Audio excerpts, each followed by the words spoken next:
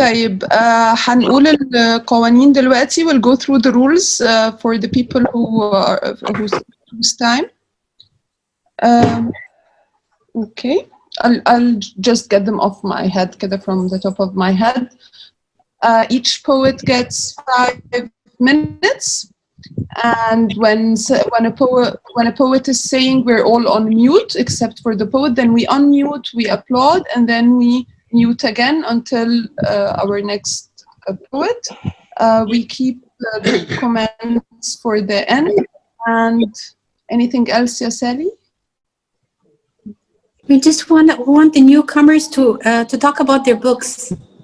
Yes, please, and maybe everyone should take 2 minutes to introduce his book, because we have new people. That would be lovely. Okay, so we're ready to start. I'll translate the rules very quickly for the Egyptians here who don't speak English. احنا القواعد الندوة النهاردة انه كل شاعر بياخد 5 دقايق. لو في كتاب منشور ممكن يتكلم دقيقة او دقيقتين على كتابه ويعرفنا بيه، وبعدين بنعمل كل الباقي بيعمل ميوت علشان ما يبقاش فيه دوشة والشاعر بيقول القصيدة بتاعته. بعدين كلنا بنشيل الميوت، بنحيي الشاعر وبنقفلها تاني، وكل شاعر ليه 5 دقايق وبس. Thank you. هنبدأ. Please start. Okay, our first is Del Rose from Canada, author of The One Reason. He's not in yet. We can start with Scott. The second is Scott. Okay, second is Scott Ransfer from the United States, and he's the author of collected poems. Yes, I have 4 collected poems, 4 volumes of collected poems. They all look like this. First volume goes from 1995 to 2003.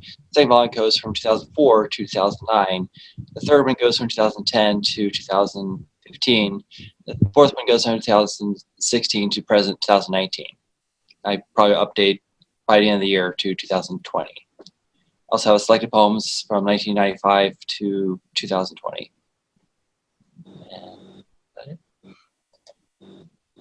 Oops.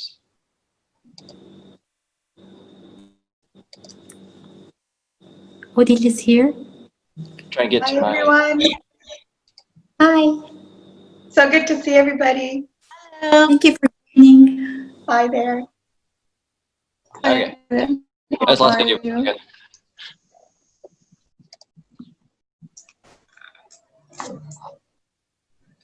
Okay, so Scott, can you start? And then we'll go. This poem Wednesday. You two were sleeping. When she tiptoed into your room last night, soft sounds of breathing, a dreamer's duet. The moon was waning as she gazed at your small forms, who just an hour before were teasing and laughing. Sister child in some monastics, one knee in the air, hair draped across pillow like soft, dark silk. Brother child's body sprawled across bed, head cradled in pillow, as she once cradled his infant self. She watched you two sleeping last night and fall in love again. Is it?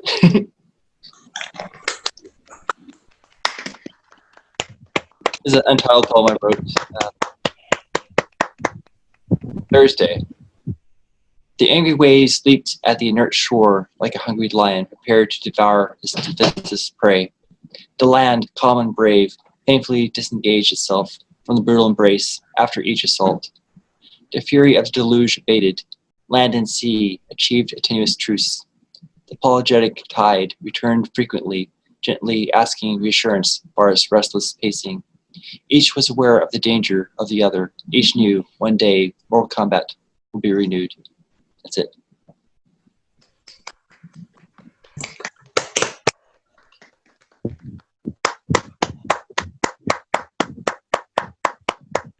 And because the coronavirus, there's about 40% of people who have died from it are elderly. Another 20% are young, but there's another 40% who are infants. So I wrote a poem for her young niece. Death, like still wood, a baby girl, sad. And that's all. Okay. I posted that one on 9/11. There's a lot. The fireplace. Sorry, can you say the last one again, please? Oh yeah, her young niece. Death, like still wood, a baby girl, sad. Wow. That's it. I wrote this one yesterday. The fireplace. Tend to damper a passion, lest the wild flame should thresh, too quickly reducing the fuel to a gray pile of ash. Be warmth, his friend, and glow. Remain basic in design, for life is but an ember in the fireplace of time. That's it. Nice. Nice. Yeah. Nice. This, the last one will be one of my time poems. It's the 11th time poem. If she could stop one moment in time, let it be you who stands before her. If ever a song would remain in her heart, your words would be her melody. If she could capture a feeling, it would be your touch. No promises, no lies, just a dream as such. If when she awakens, her moment is released, walk with her, talk with her, touch her, forever in time. The end.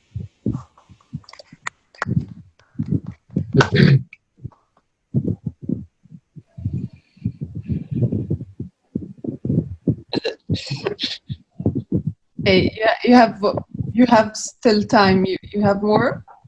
No. Move on to the next person. Thank Okay, we'll go back to Odell Rose from Canada, and she's the author of The One Reason. Thank you. Thank you for being with it. My apologies for being a few minutes late today. Well done. Okay, you missed the introduction. I would just like to tell you if you can introduce your books, and you have like 1 minute or two to tell us something about your book, and then you have 5 minutes. Thank you. Yeah, for sure. So I'm the author of The One Reason. It's a romance novel. It's all about fate and destiny and how everything happens for a reason. I have written it through I want to say like a tragic event that happens, but it does fall within the romance genre. I also write poetry, and I'm currently writing my second book, which this book is actually, I wrote it through his thoughts. So basically it's through a male's perspective. And my second book is actually through her eyes. So it does link together to this story. So I'm gonna just read a page from here, and I'll read a couple of my poetry. Okay.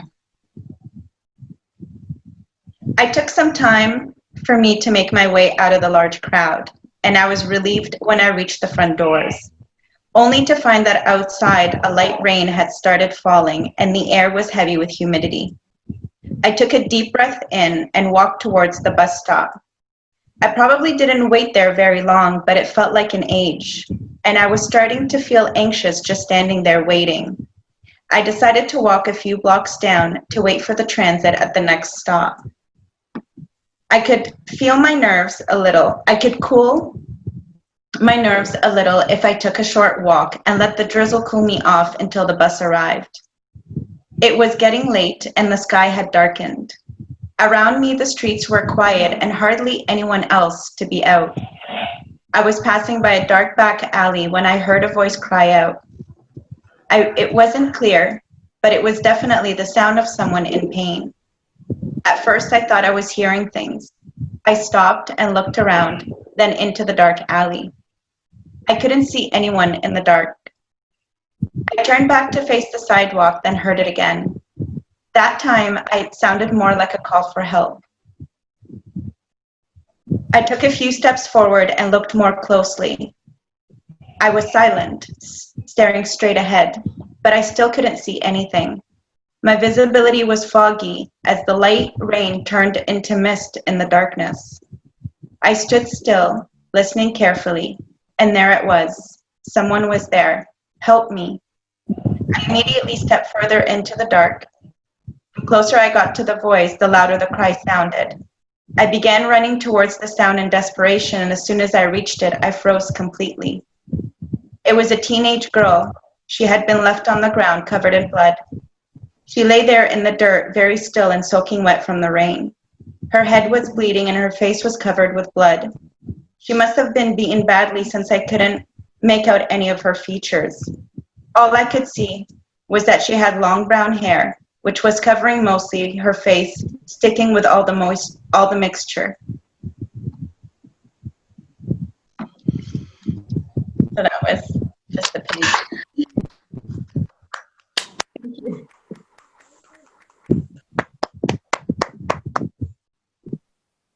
I do have a few poetry pieces, and I will start with, I didn't want to be in this crowded room. My friends left me without a choice but to join them on a night out. The lounge's atmosphere was typical. The light was dimmed, the music was loud. I kept looking at the time, and I couldn't wait to leave. My eyes traveled across the room. They suddenly stopped and stared without blinking once. She was a sight for sore eyes.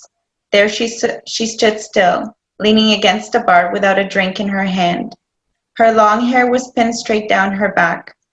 When her eyes caught mine, she quickly shied away. Without a thought, I was on my feet. I felt a shift in my world with every step I took. I knew my life was just about to change.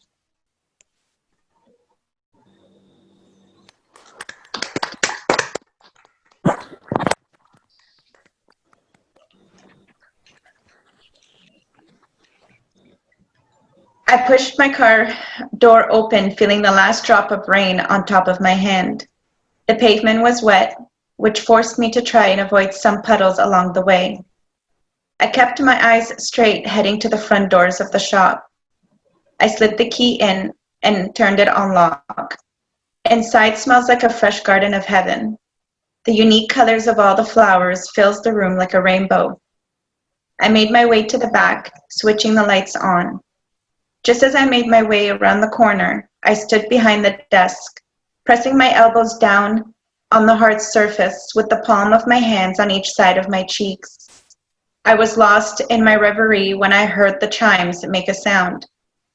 My eyes traveled to the glass door. They open as wide as they can, feeling the tip of my lashes touch beneath my brows. I felt my breath taken away. I held it in until he stood in front of me, with a smile that lit up this gloomy day.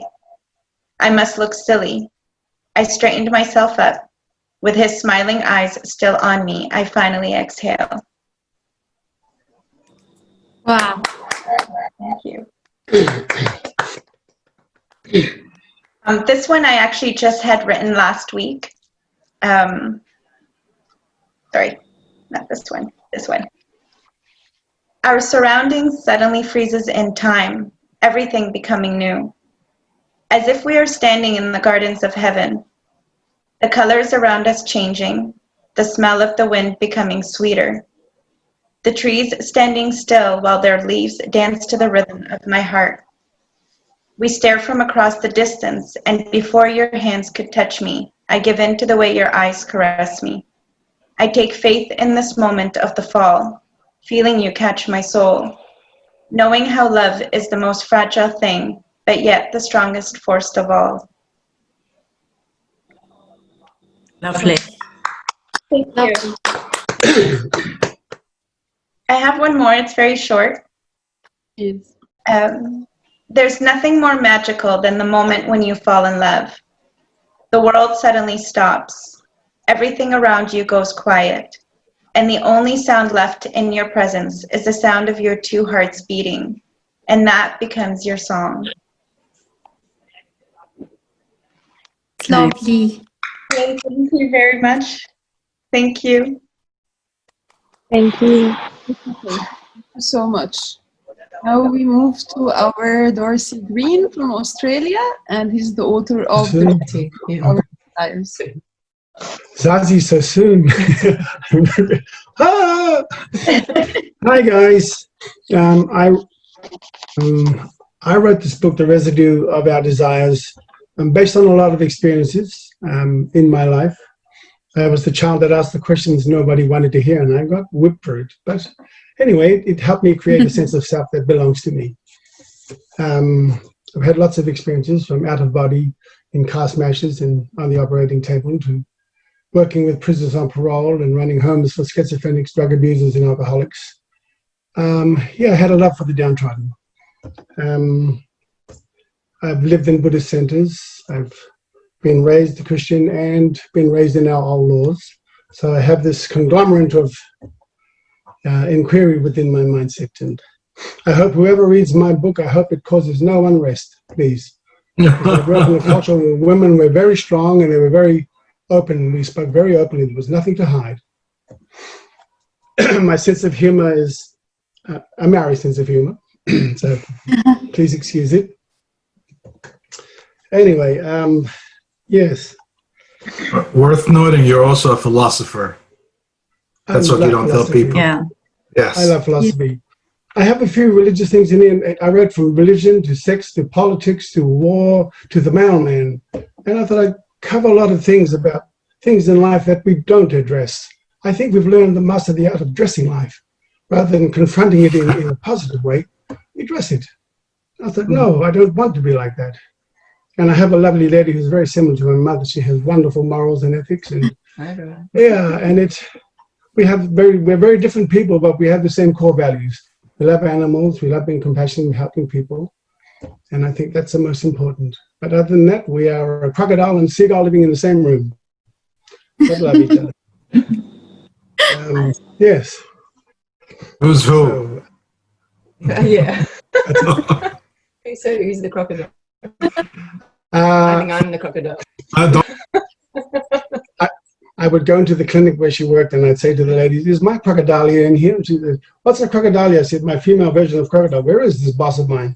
She'd come out and she'd walk out and she'd go, outside, you wait outside. You wait until I'm finished. I said, yes, there you are, people. Have a lovely day. But that's who my darling is. I love her. She's to the point and no nonsense and very, very honest. So the book, yes, so as I say, I hope the book causes no discomfort to anybody. My friends, I have a psychologist friend who, from Bond University, said, are you anti a lot of things? I said, no. People are grasping for happiness, but we leave this pile of mess for our children to pick up later on in life. If we are mindful and we know why we are doing what we are doing, there is no mess to pick up. There is no mess to clean up. Our children can live healthy lives. Our women, you know, and anyway, I'll stop waffling and I'll get down to reading. The first poem I've chosen was about experiences I had when I first moved to Queensland 27 years ago, and it was a very different mindset then. And this poem is called Racial Disharmony to Racial Harmony. Were you on the receiving end, my fair-skinned coloured friend, or just another casualty like the darkies at yonder's end? Was it their choice of words that hurt the most, or the colour of their fiery host? Are such horrors birthed among the family clan, or a personal thing I own I am? Or is it one of cultural practice, colourblind and extremely tactless? A mind so influenced disproves all coincidence. It is acceptance, perhaps, that we must master, for so many trials have led to disaster. And if my colour by day still keeps you at bay, then let us meet at night and put an end to this plight. Look at our children looking on, tears in their eyes and fear in their cries, for the residue of our desires has long fueled their fires. The past, my friend, is ours to mend, and our future is bleak if we are unable to stand cheek to cheek. So stay with me a while. Let's talk, sing, and smile. Wow. Sorry.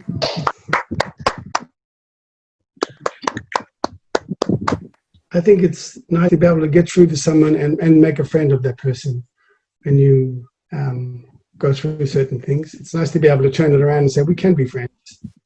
And it has happened a few times, which has been a wonderful outcome. The second poem is called Downloaded. We live in a world where downloading is eminent. From the cradle to the grave, discrimination is evident. What chance do we stand when it comes firsthand, through the corridors of our youth, from the ones we love? There is so much importance for mindful inductions, reducing the contamination for our future constructions. Adults, be careful when you flare your unwanted laundry display of verbal and physical flair. Remember, it is your plight, not theirs to bear. Youthdom is itself a turbulent time. They have no need of our biased songlines. Teach them that it is always possible to get along, even when those aliens don't sing our song. Anger and pride only hinder our ride, especially when we believe that we must take sides. Please, our youth do enough groaning without our viral downloading. They are innately intelligent and do not need our offensive and defensive embellishment. Let the residue of past woes have no home in their future choices, so they can begin their lives free of negative persuasions. The end. I wrote a saying with downloaded, and the saying on the opposite page says, from the unconscious teachers in life come similarities of thought and behavior, likes and dislikes. From conscious teachers comes mindfulness and clarity of thoughts, actions and intentions. Thank you. Very wise. Lovely.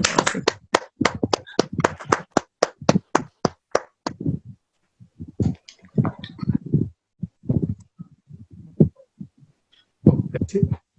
Soon. That's it, Zazie. You finished too soon. Oh, is that? Yes, it's done. Oh, Finished. yeah. Talk about your crocodile then. She is everything that I am not. And that is one thing, we complement each other. And my friends say we are very different. I said, we don't hide who we are. I don't want to pretend to be somebody I'm not. She's wonderful in every way. And we go out and she bosses me around, and some very much the Australian male thing, they look at her like, wow, you're a bully. I said, why not let her win? She has my best interest at heart. What do you want about? God, if you knew our women at home, poof. And their married women are very strong and they pull rank. And so they should. I think we men need it sometimes. And there was a time, I suppose, when I bark. Yeah, when I see necessity, especially when it comes to food. I love food. But yes, Kazi, she's a very honest and wonderful woman. I'm very, very fortunate to have her. Oh. People say you were meant to meet. I said, I said, the complicated, the intricacies of when we look at something that comes together, we don't look at the people and the years that come into making what we are and who we meet. There is so much, it's so intricate that I have so much to be grateful for.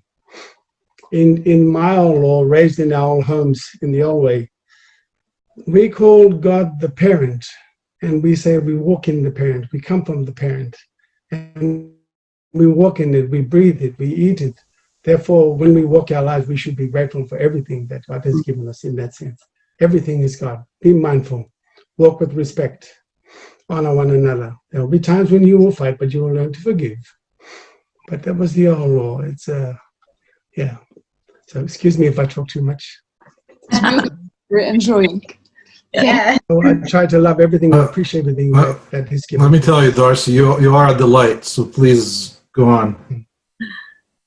But, I better let somebody else do some talking. But it's wonderful having this extended family. In Marriedom, when a new family would move into the area, my eldest would a woman would send down someone and say, tell them you're with Auntie Rachel. And so that way the community would approach them and say, oh, we're with Auntie Rachel. And it guaranteed the safety of the family and the community that someone had adopted them. So it was quite a cultural practice to adopt them to make them feel safe. They're not made to feel unsettled. Yes. Thank you, Darcy.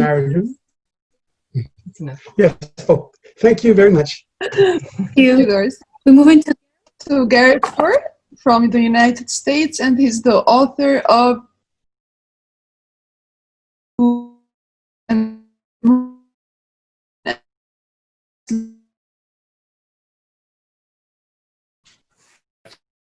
summer, but yeah, I'm the author of it's a little sunny in my room, but this is my first collection, You and the Moon, the Sun and the Stars, and this is my second one, Love Stories from College. I don't know if we can see that all right. And I was very fortunate to have had two of my closest friends do the artwork for for both of these. So I'm very thankful for that. And I'm going to read a few things that I've written over the summer. I've loved also hearing from everyone so far. It's been really a pleasure and enjoyable. I write kind of form and poetry, so it's a little bit longer. I don't really have too many short ones. So I'm going to read one long one. If I have enough time, I'll read a second one. But I'm currently a grad student at the University of Verona in Italy, and studying European linguistics and comparative literature. And I was a high school teacher for the last 3 years. And so I love words and I love languages.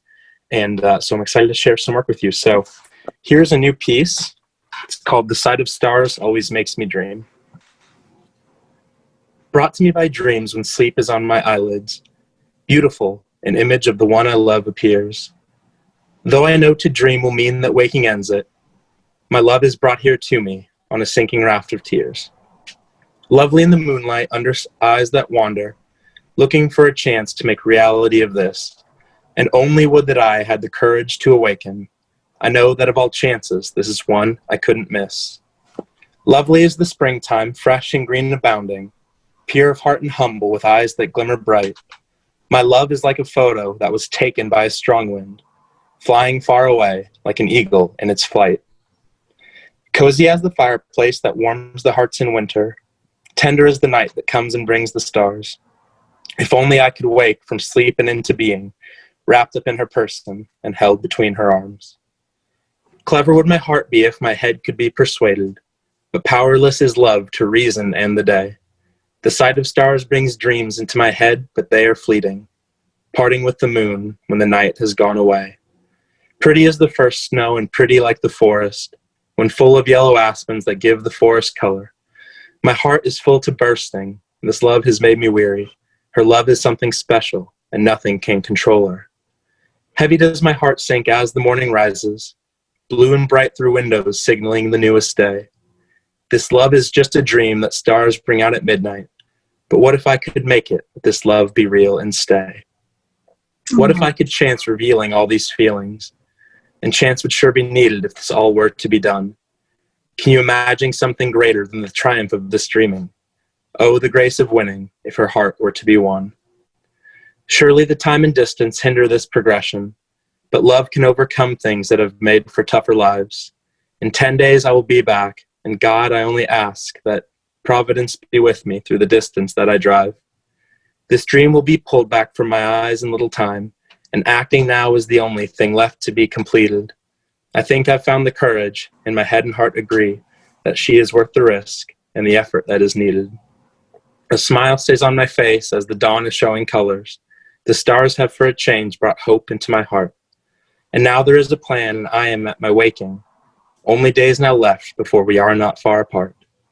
Fortune just might have it that she should feel the same way, and Providence might prove that courage is the victor. These feelings I have harbored are no longer a burden, but fuel to bring me to her and strength to keep me with her. That's lovely. That's some good stuff, man.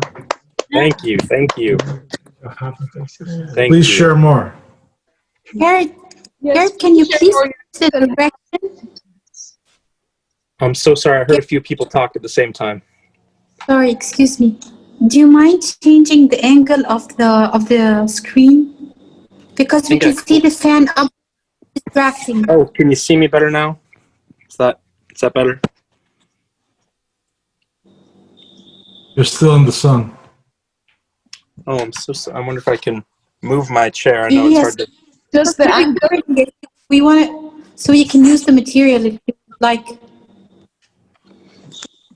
Can you see me? Can people see me okay now?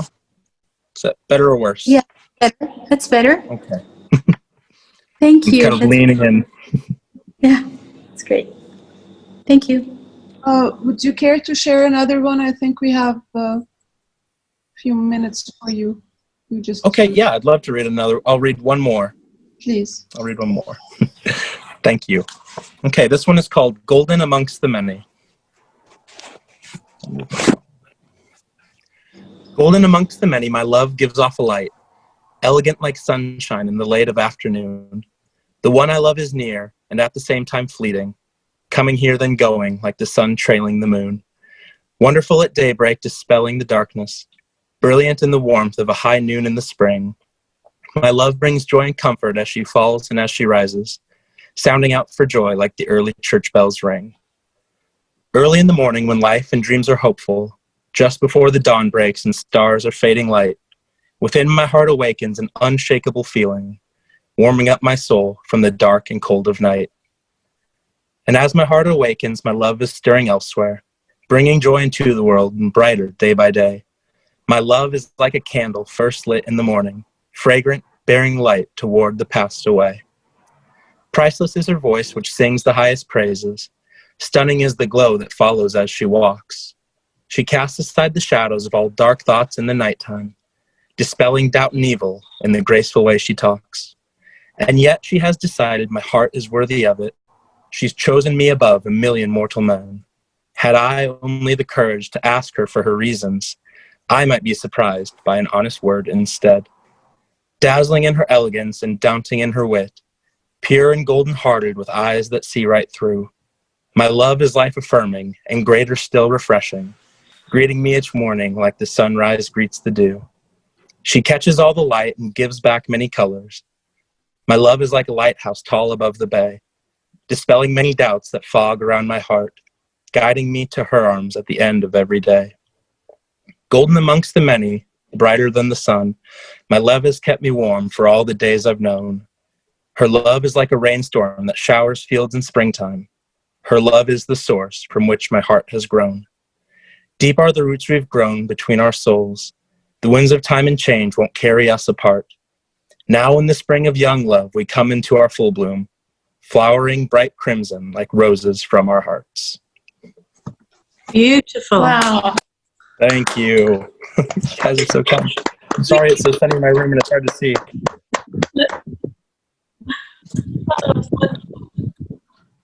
That's so kind. Thank you guys. These are all so nice. Thank I really you. appreciate it. Thank you so much. It was lovely. And I think Sultan is not here, so we'll move to Linda Throne from the UK. Okay, thank you. Author of Mind. Please. Okay. This is my book, Out of My Mind, which I think I was up until about 8 years ago. I was 50 before I was diagnosed with the bipolar 2 disorder. So I spent my 20s, 30s and 40s like your best party and your worst ride home. But from this, I've written many poems, and a few of them are encapsulated in here. So I'm going to start with Happier Place. I've journeyed far, my shame and conflict fade away. I have faced my fears and battled them slowly day by day. My disorder now not who I am. No need now to pretend. I no longer feel exposed to harm, and to myself I made amends. I forgave I had a lack of faith at times when help was near, but I came to accept and understand my anxiety and fear. Now I pursue my goals realistically and allow for days of doubt. I face life characteristically as me and what I'm about. So imagine for a minute the lack of fear of losing face, that journey of discovery, that real and happy place. Thank you.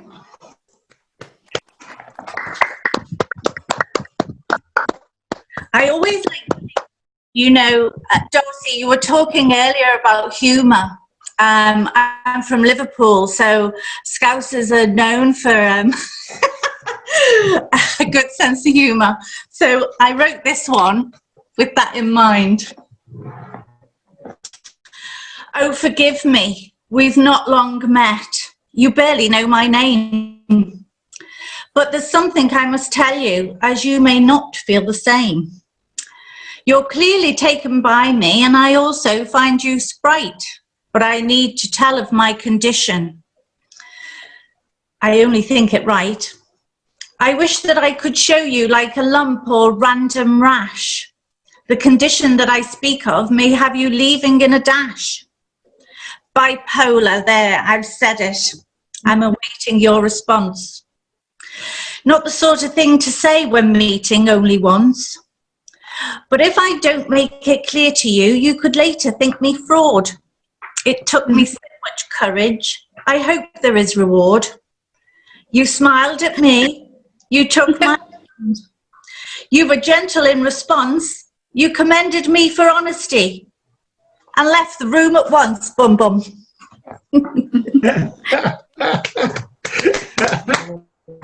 I love it. Linda, you did not need the drum roll. It was good on its own. You weren't gonna hear crickets. Don't worry about that. I've lost my space now. I don't know what else to read. I think. Oh, what'll I do? What'll I do? I blame Darcy. I think so. What I'll pass it to my wife. heard tonight. I can't beat some of it. I'm gonna pass on to somebody else now. Let someone else have a go. Okay, thank you, Linda. That was beautiful. Thank you. Okay, Mickey Martinez from the United States, and you're author of 2 a.m. I don't think Mikey's on. Mikey's not on. Mike. Okay, sorry, because there was another Mike. Okay, so Natasha's here. Natasha. Yes? Okay, Natasha Kopas from the United Kingdom, author of A Fight for Freedom. Please.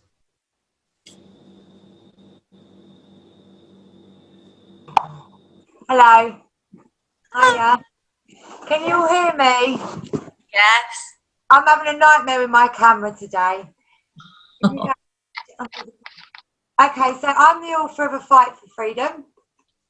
Again, it's a bit like Darcy, a life experience really of a fight for freedom, really, to be able to dream and live and be a parent to my children. I've had quite the month this month. I've lost a relative. She's passed away. So I wrote this for her. I hope no one minds. Okay, so to see a soul through tears of fear is surreal. A mind still young, bare and real. A deathbed still. Fighting the inevitable, bodies failing, soul is shining. A life of plenty, still hopeful to party, was cut prematurely. Dependency gunned down the vessel, now it's a shell, fighting to breathe through fear of regret.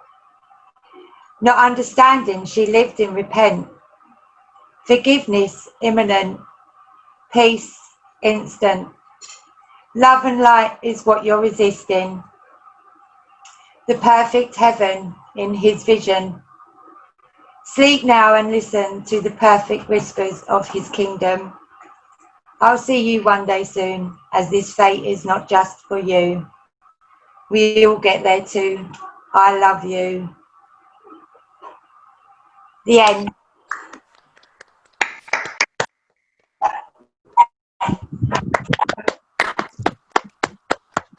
And then I've got one. Sorry, I'm losing my way. Called Deep Blue, because my daughter has autism. So this is based around that.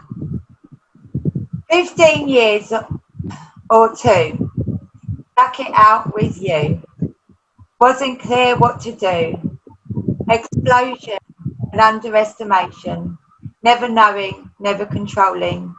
Ripping through feeling, never dealing. Need healing, guidance. She's unknowing of what she's doing. Oh wow, going out, battles begin. Better avoiding intensifying fear. We'll need sealing. Boo, said you, pop the colour of blue. Education was the new. Time to find, cannot be denied, as these will calm the tide within this child. Survive is the one word we do not deprive. Celebrate at sunrise. Thank each other eye to eye. In one look, we were hooked. Education through specialist books was the new outlook, keeping up to date with scientific evidence. Can this be trusted? Hopefully, we're invested. 19 now, know you well, working hard to break that spell, almost independent as well. Can you hear her now? Autism, you bow down. The end. Right.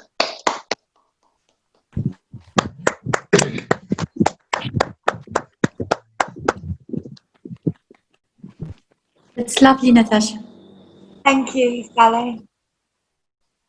And then I've got a little one for you. Just, wow, it's called.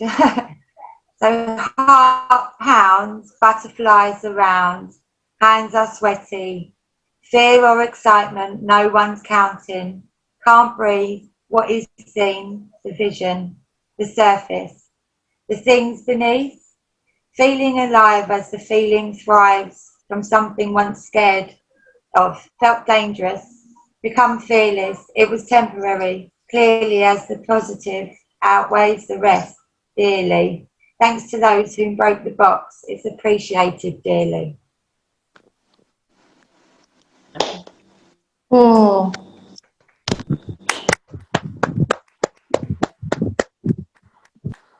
Thank you. I'll move on now. You can give it, you can move on. Okay, thank you so much, Natasha. Sarah is not here, correct? Right. So we are off to Ihab. Ihab Mikhail, Egyptian American poet. Please. Of the above, but whatever. Bob. Passion. You really snuck up on me. But let me.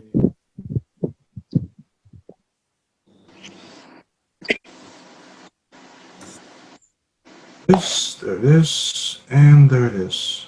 So yeah, I'm none of the above. I'm not a poet. I'm an Egyptian living in the U.S., not an Egyptian American. Just a slight differentiation that I like to make. And I write. I don't even write. It's just sometimes I get inspired, and words come to me. But generally speaking, I don't struggle with speaking, but I struggle with putting words together as poetically as you guys do, or as philosophically as Darcy does, although I don't lack philosophy myself, but that's neither here nor there. So this has been a little bit crazy, so we're gonna start. There are a few short ones, some of them from a couple of months ago and a couple of them from this week or so. So we'll start with this one. He said it. He said it with his eyes in every look. He said it. He said it with every breath he took. He said it. He choked and his voice shook. Unspoken, yet heard.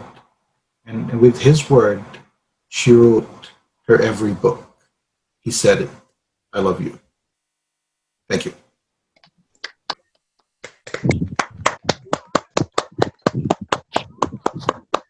I can't hear you, Linda, but I'm guessing you're saying you are. You are a poet. And Oh, a I can't trust your opinion now. very good one. Thank you. Thank you.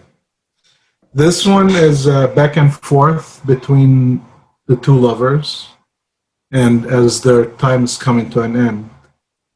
So she's asking him to take it easy and slow, just wither down And he responds back. So we'll go with her first.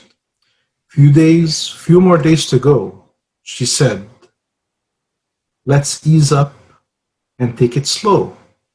Like a soft landing, down we'll go with the flow. Our candle will gently blow. Together we'll dim the glow. Till all is left our memories in a box away I'll stow, deep inside my heart, so deep no one will ever know.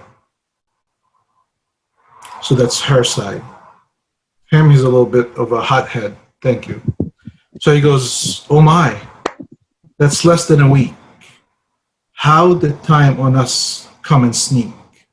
But love, I am no weak. Soft landings are for those whose hearts are weak. So let's together to the highest summit. Let's soar together to the highest of all the peaks.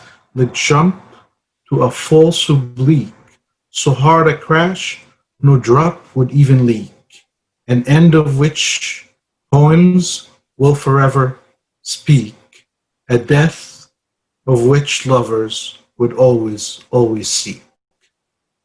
Thank you.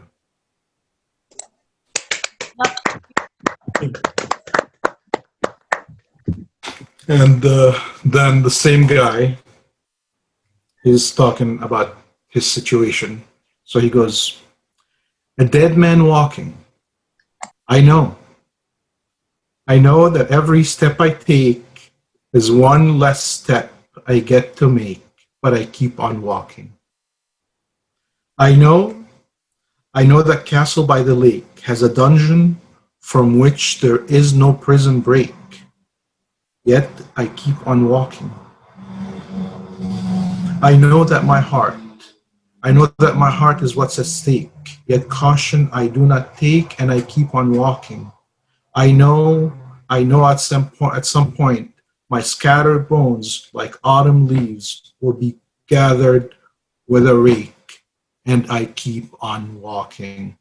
I know all this, I know it all, yet I keep on walking towards an imminent heartbreak. I keep on walking because I'm ready to attend my funeral.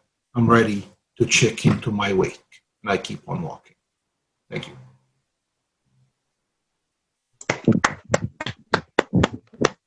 Beautiful.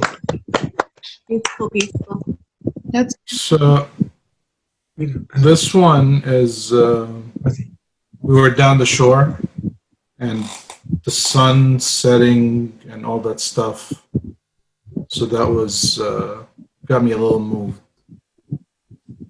So it goes as this. Did you think you can keep him from me? Said the sun to the sky. Don't you see? Look at him. He spends all his days raging, and in the end, he sets himself ablaze for me.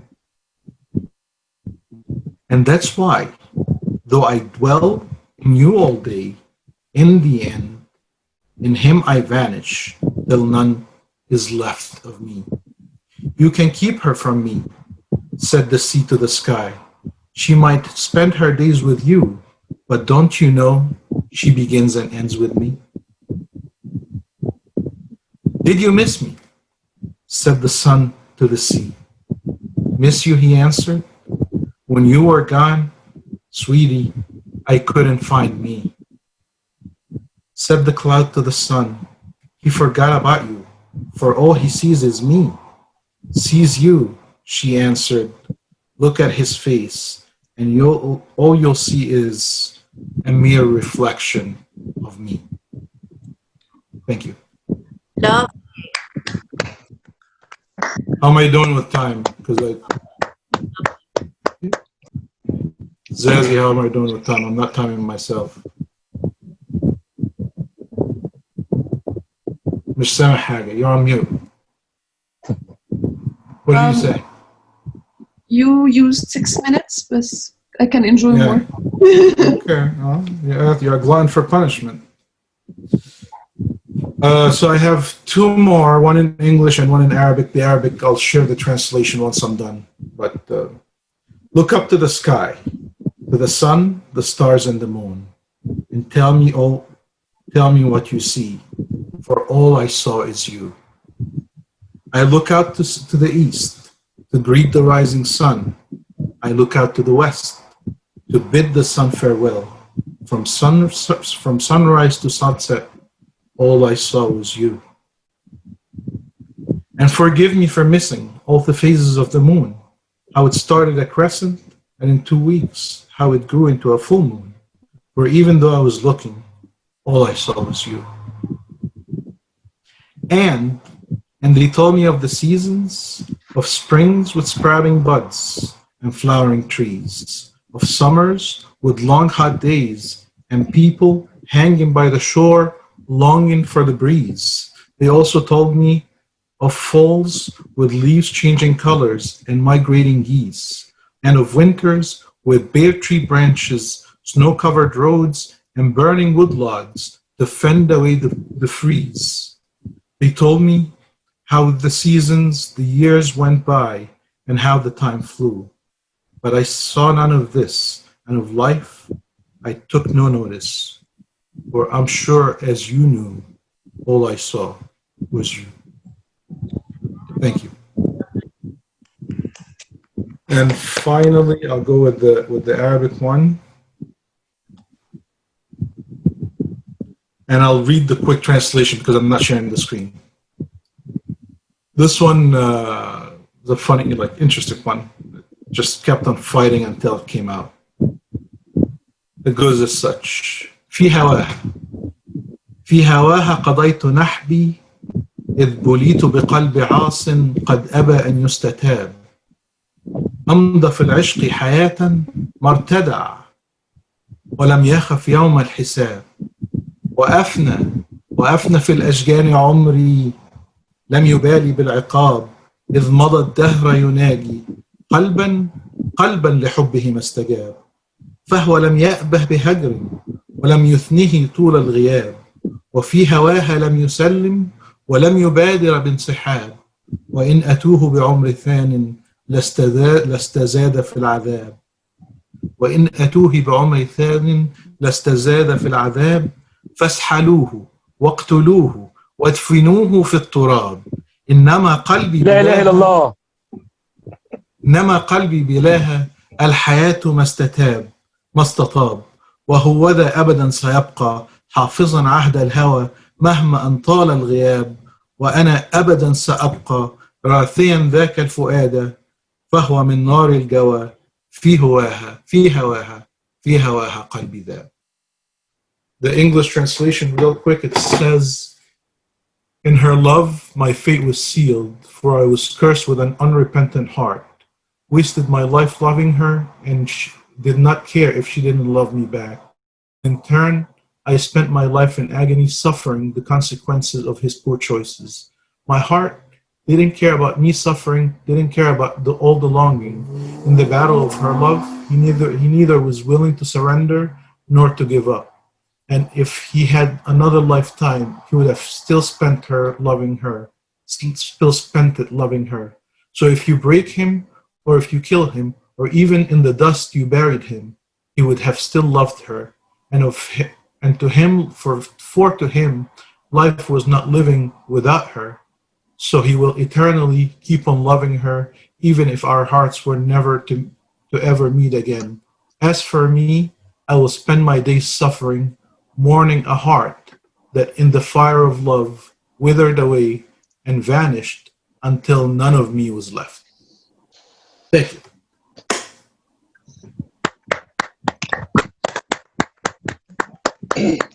Thank you. That في هواها قلبي ذاب يا بوب. Amazing. Beautiful. We can move to Mike Wilson from the United States. Sultan is back, by the way. Sultan is here, just in case. Yeah, we'll go back to Sultan. Because Mike Wilson from the United States and his author of Arranging Deck Chairs on the Titanic. Looking forward. Thank you all for letting me participate. Here's my book, Arranging Deck Chairs on the Titanic, Political Poetry for a Post-Truth World. I write prose and poetry. This book is political poetry, inspired by things that have been happening over the last several years in the United States. So it's very specific to our situation. And the first poem is called Thumbs Up. It's the first poem in the book. You may or may not know from watching the news that our current president likes to do this a lot. Thumbs up. He swaggers through china shops, smashing mirrors and manners with a jackhammer hatred worn as jewelry. He hurls parades of hand grenades in case someone thinks he's not strong, grinning with used car sincerity and shuffling a pack of lies, sharpening the hatchet for our collective suicide while he sizes up suckers and grabs whatever he can reach, stringing a crime spree into a necklace of notches and a gun. Sent from Hollywood heaven is what the preachers say, discernment splintered to prisms of stained glass. Tiki torches and stone-cold faces, and riots and rubble as everyone races to hiding places that shapeshift into seats on a train to oblivion.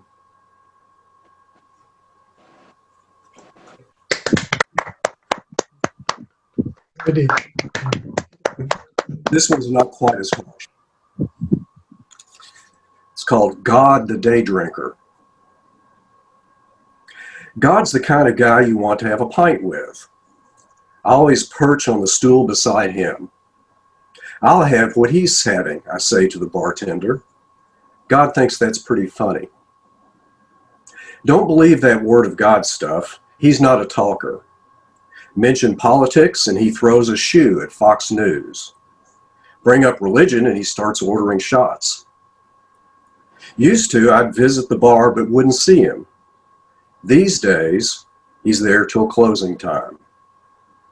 I heard he was downsized or on disability, and that's why no one runs things anymore. Recently, he switched from beer to martinis. He's fond of the olives. They're salty, like tears. I hear he's ordering around for everyone, but without instructions for an ark.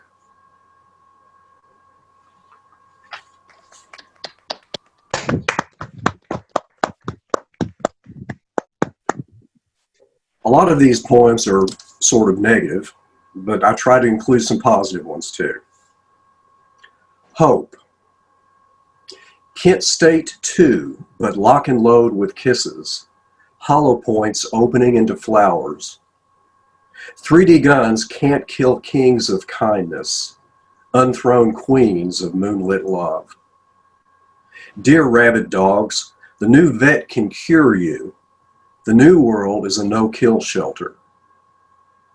Madness's vapid vape dissipates an etheric sky in a universe bigger than physical eyes see. Our whirling lasso will latch round your ankle, tenderly tighten a noose of safe hands. This evening, a meeting, me and my team of angels, plotting salvation, it's what we do.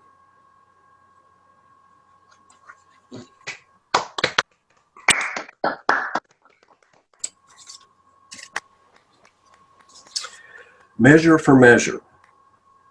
Time is thinking triplets, triple beats breaking Bastille, and I'd always thought I was a couplet man. Little Hitler's goose step for Trump, but me and my friends are dancing a waltz. Behind the madness, something is happening. Angels quitting their day jobs, starting a band.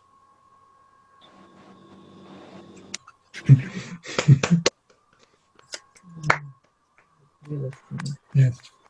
And for this last one, those of you familiar with news in the United States, you know that a significant portion of the population is concerned that if Donald Trump doesn't get reelected, he simply will refuse to leave.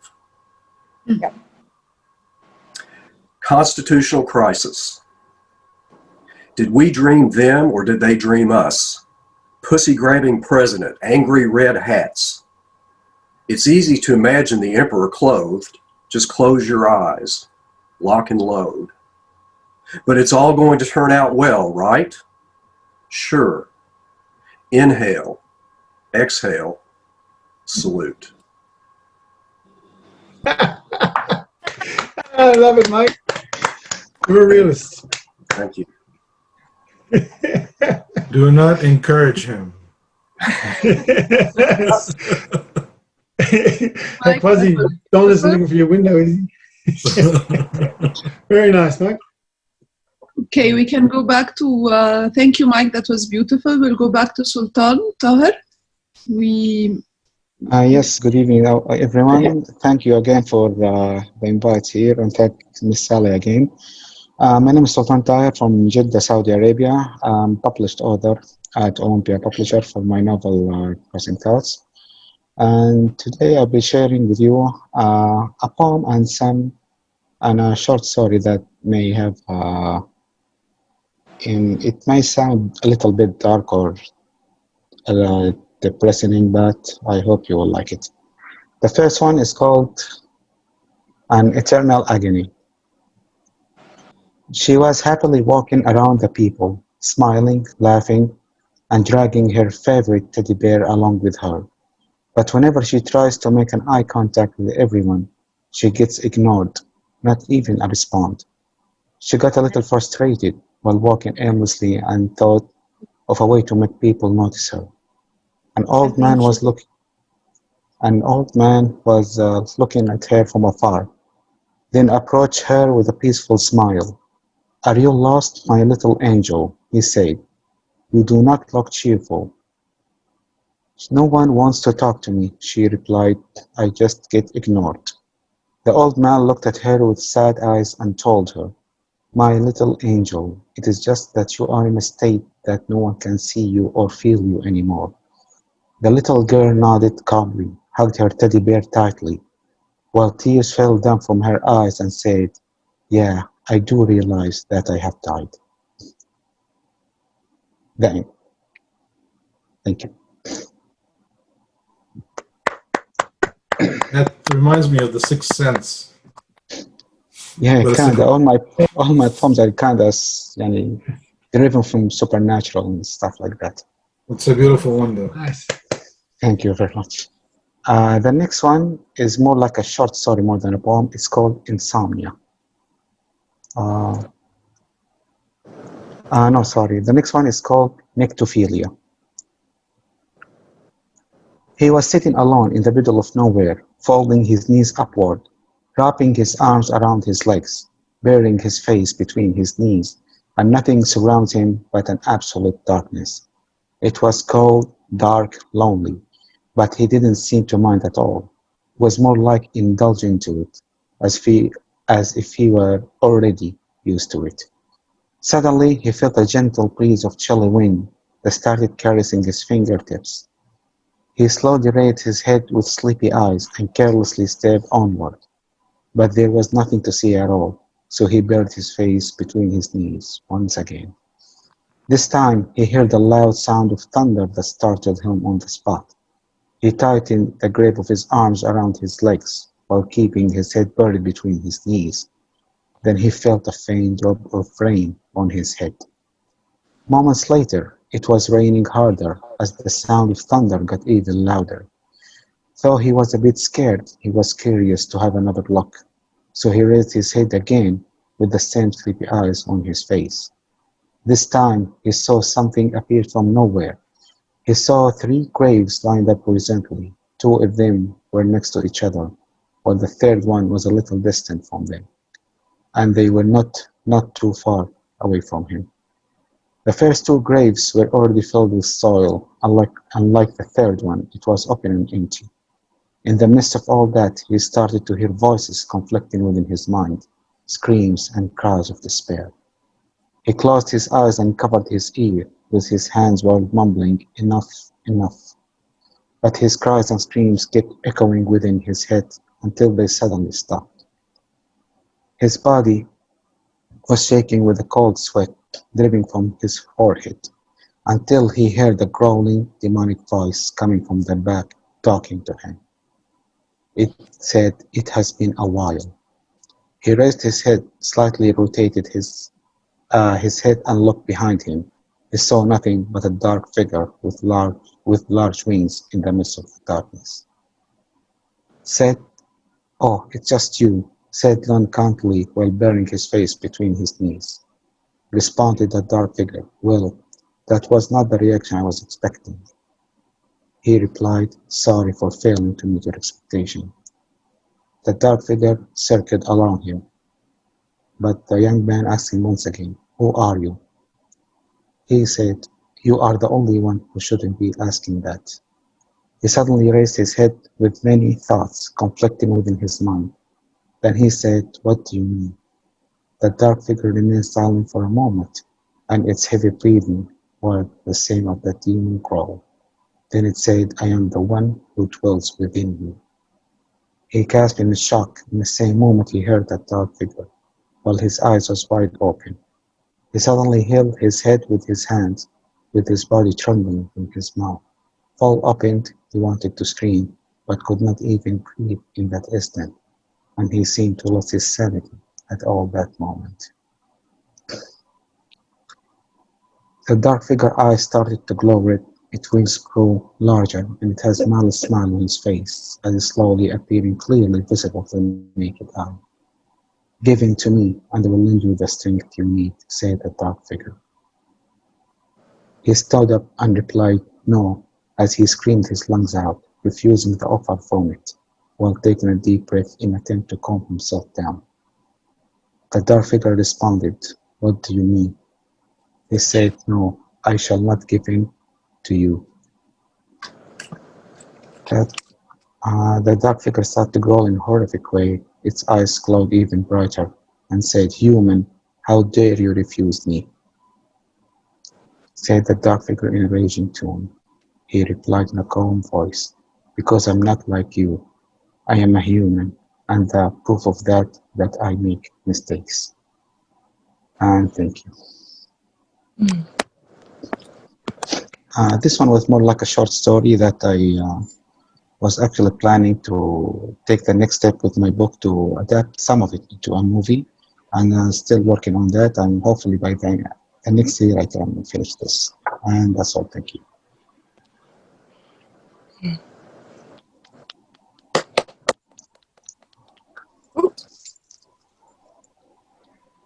Okay. Thank you so much. Sultan, you're done, right? Yes, that's all. That was beautiful. Thank you so much. Okay, I see Annie's here. Yes, Annie is here. Hi, Annie. So, hi. So, Annie, can you... but someone came in and we missed his turn. I think it's Linda. Linda's here or no? Her camera is off, but her name is here. So, okay, Annie Carter from Canada. Annie, would you please start? You're a poet, and we are waiting for your poetry. Thank you. Okay. Wow, I just turned my camera on. I was surprised to be. I didn't even know when I was going. Thank you for joining us, Annie. Sally here. Hello, hi. Thank you for joining us. Of course. Okay, let's see. Still to this moment, I'm really not sure what I'm going to be doing. I thought that I would be doing some of my mental health material just because it is here in Canada. I'm not sure if it's in other places in the world. It's National Suicide Prevention Week. So just kind of about like spreading awareness and you know, making it a little bit easier to talk about. So I'm just gonna, how much time do I have? You have 2 minutes to talk about yourself, and you have 5 minutes to read your poems. Okay, so I'll do one poem and let's see. All right, so this first poem, or this only poem, is about being in relationships where people don't really understand what you're going through when you are going through mental health issues. I stared at the wall for dinner. I don't remember what it looked like, what I ordered, or the tone of his voice when he asked, "Are you okay?" I opened up for the first time that day, told him how depressed I became.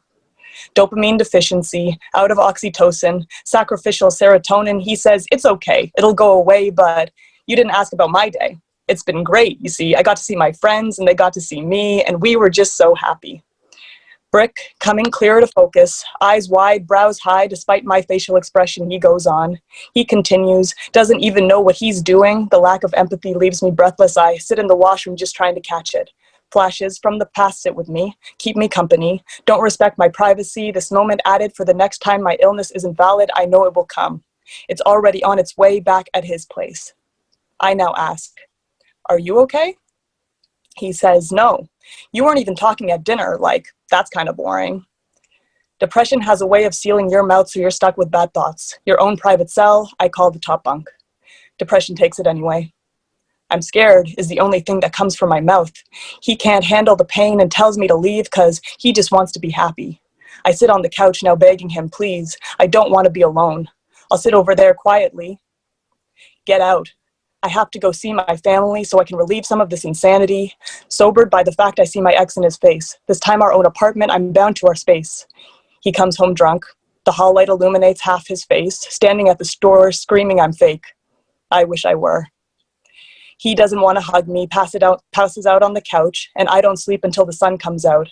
The light gives me comfort that one day I will see the light that shines down on my bed, grandfather's house. So tell me again why we're breaking up?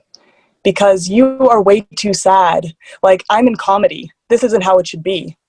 He leaves and a weight lifts. They leave and a weight lifts. The empathy lacked is pain gained, and when they leave, I don't feel the same. I feel better. Oh.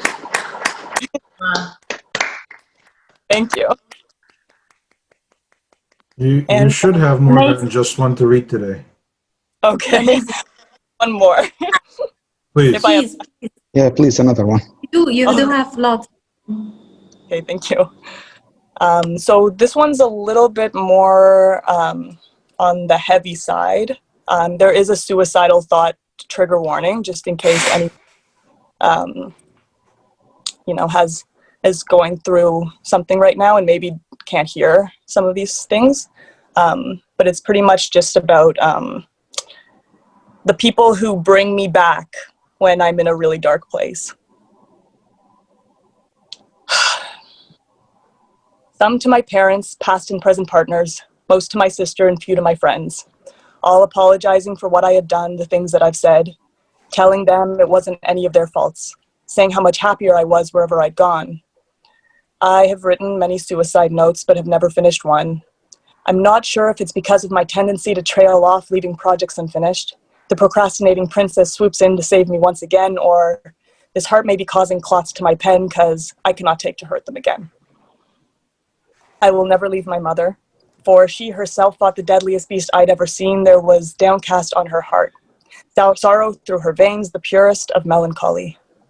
But through the darkest of seas, she never left me.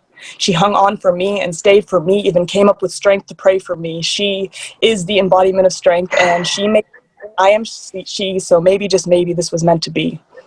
I have to hold on even just for this moment. Sit down in bed, maybe cry for this moment. Lie in this moment, say, I really don't want to die in this moment. My father, he doesn't show too much emotion, but set me in motion to laugh through the pain, gave me the gift of switching up sorrow and making it funny. While I lie on the floor, I feel so fucking ugly. Turn to the mirror, suspicions confirmed, I laugh. I'm not sure if I'm crazy or if he's shining through. Either would do, but he is always on cue. And speaking of cues, when I'm feeling the blues wrapped tightly around my neck like a noose, I always receive a text from you. Even if you don't know, even if we haven't spoken for months and in some cases years, you come through and talk about how there's nothing new. No matter how far you feel in your heart that reaching to me is the right thing to do.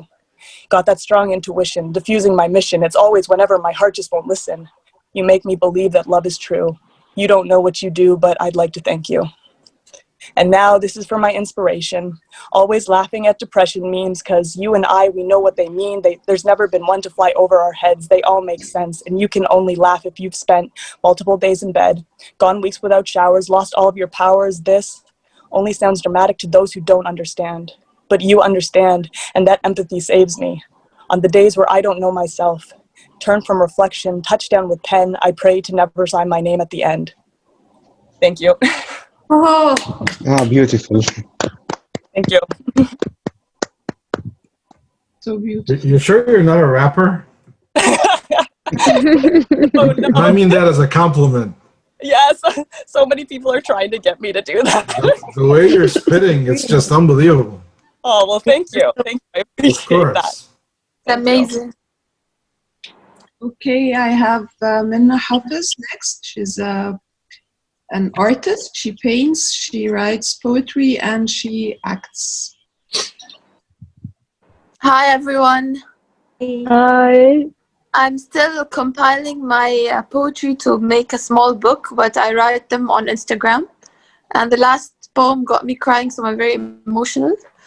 But it was amazing. So here I go. It's a Sufi poem.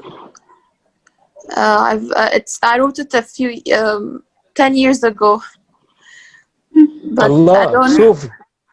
I don't know why I want to share it today. 1,000 fountains of joy await to flood my soul. I took the world out of my heart, and suddenly a whole other universe emerged from within me. I realized a realm of senses and a bliss that took me to a carefree world. I realized that he was hiding from within, and I kept looking for happiness without. You were there all along. It's me who was blind. And now finally I could say that I'm free, since in my heart I found thee. And now I fail to want after I realized everything I ever needed was inside me. I just needed to die inside to be born again and to live the life I was meant to lead. And now I can breathe your love, and my body is your container. In my heart is a mosque, a church, and a temple. When I shut my eyes, I find you. And I found you in the moment that is now. Receiving your light is my beautiful birthright. It gives me the most blissful feelings, and now I have learned that the illusions of the future and the past have no place in my joyful existence, in my moment with him that is now. Thank you. Wow. Thank you so much. You can share another poem? I have another one. 1 second.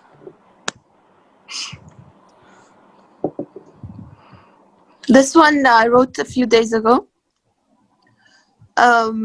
It's about feathers, about the power of air.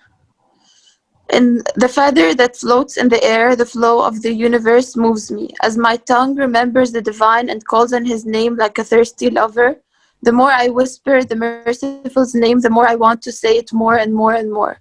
I trust life's flow and where he's taking me. I invite purity and truth on my journey, and my soul family, all who carry good intentions, please come with us. The caravan is waiting. And let's whirl into nothingness, into love and into light. Become the warrior, the protector, your own strength, your own mother, your own father, your own miracle, your own lover, your own savior, your own salvation. Your own temple is sacred. Your temple is sacred. You are sacred. Devour in your own light and don't be afraid to shine. Balance ground and then fly. This land is your mother, the sky is your father, and God is inside you. You need not to look anywhere. Thank you.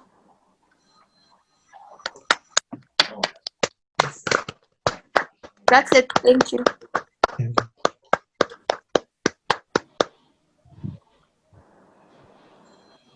That's beautiful. Thank you so much. Okay, and next, sorry, I got caught up in the poetry. We have Viba Sekri. Yes. Okay, from the United States, and she is a poet. Please. Hi, everyone. Thank you so much for having me on again. I've been excited about this since the last one. So I'm going to go ahead and read a few poems I wrote. The first one I'm going to read to you, I wrote shortly after the death of George Floyd. As a lot of you have probably seen on the news, there's a lot of issues going on in this country right now as far as racism goes. So this poem is actually a poem called Daddy, and it's based from the perspective of George Floyd's daughter, who was 6 at the time her father was killed. So here goes. Her name was Gianna, by the way. Hi, Daddy. It's me, Gianna. Can you hear me, Daddy? I know you're in heaven, but I want to talk to you, Daddy. I miss you, Daddy. Mommy tells me you're my guardian angel now. She tells me you'll always be there to protect me. You're my teddy bear, Daddy, and I miss those warm hugs. When you went, the whole nation protected me.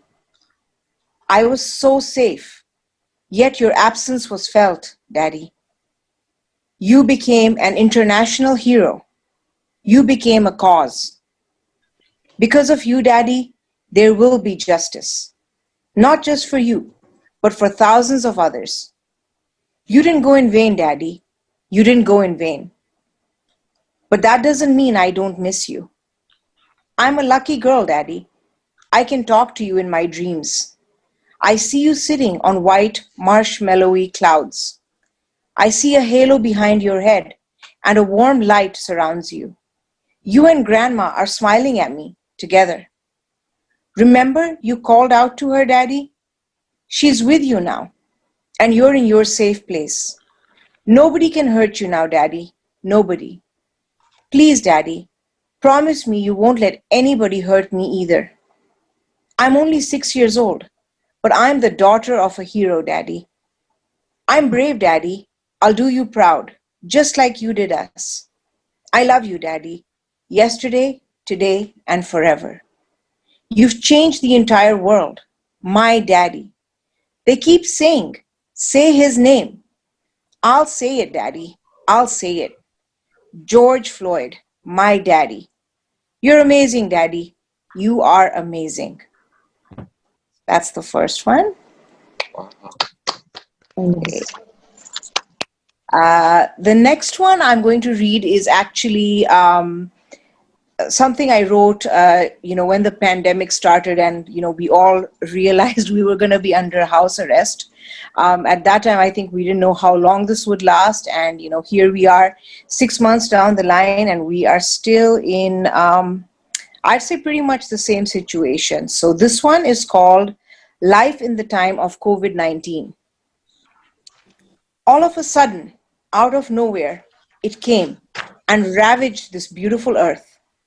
It took away those who weren't ready to go, who weren't ready to let go. It's cruel, it's mean, it's ugly. It really is otherworldly. It's come to try and destroy us. It doesn't know it can't defeat us.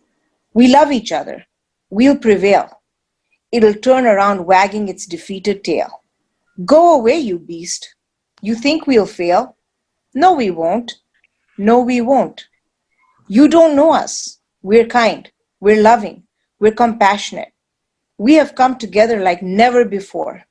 Continent to continent, nation to nation. Yes, we're sheltered in place. Yes, we're quarantined.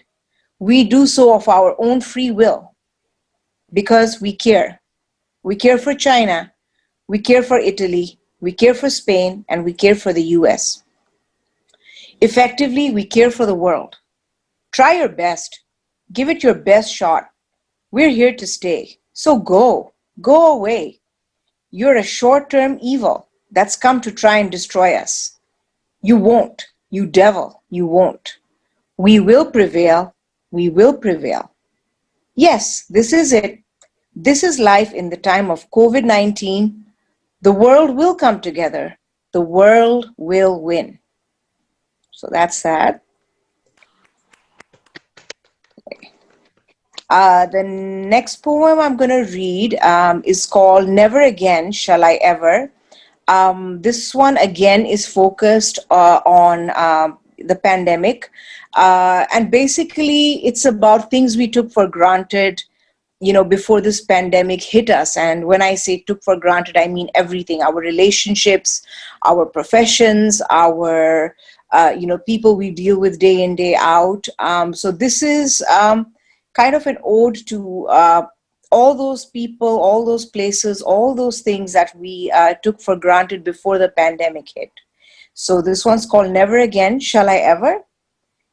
So here goes.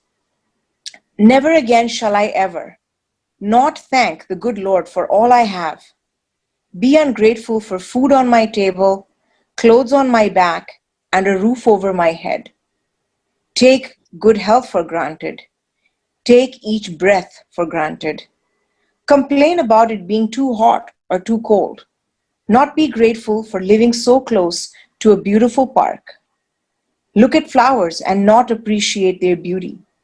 Forget how good beach sand feels between my toes. Gaze at the night sky and not be in awe of its vastness. Not appreciate the fact that the sun rises daily to light up this world. Think I'm superior to anyone else. We're more alike than we are different. Not appreciate beautiful friendships and wonderful family. Not have an attitude of gratitude for teachers. Undermine the value of a good education, educational institutions, and their administrators. Complain about my doctor or nurse being late to an appointment. They literally are lifesavers. Not notice how noble every single person's role is, from the grocery store workers to sanitation workers. Take for granted all the ways we can communicate across the globe. Not help someone I have the ability to help. Not want to be a part of this beautiful planet and an upstanding citizen of this world. Not realize that I am just a minute drop in this infinite ocean we call Earth. Never again, never again. So that's that one. And thank you, thank you. The last one I'm going to read is called Prayer.